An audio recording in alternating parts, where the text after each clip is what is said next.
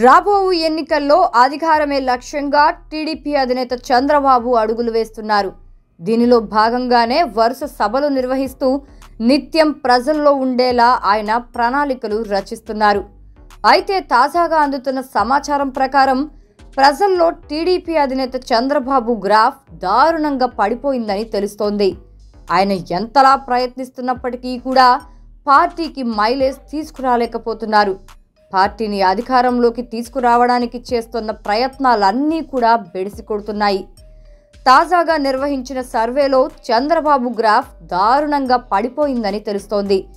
జగన్ గురించి ఎంత గొంతు చించుకొని చెబుతున్నా ప్రజలు చంద్రబాబును నమ్మే స్థితి లేదు. పైగా చంద్రబాబు ప్రసంగంలో కొత్తదనం లేకపోవడంతో పాటు ప్రజలను ఆకట్టుకోవడం లేదని తాజాగా నిర్వహించిన సర్వేలో బయటపడింది.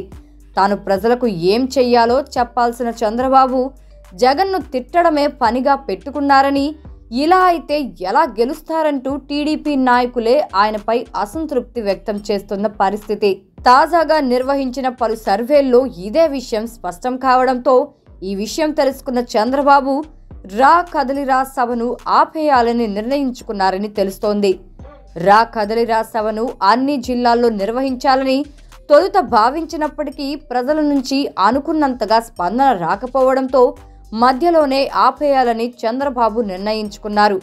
హుటాహుటిన హైదరాబాద్కు బయలుదేరిన చంద్రబాబు తన ఎన్నికల పార్ట్నర్ అయిన పవన్ కళ్యాణ్తో సమావేశం అవ్వడానికి రెడీ అయ్యారని తెలుస్తోంది. సీట్ల విషయంలో జగన్ దూకుడుగా ముందుకు వెళ్తున్న తరుణంలో చంద్రబాబు కూడా అభ్యర్థుల విషయంలో పవన్తో చర్చించడానికి సిద్ధపడ్డారు.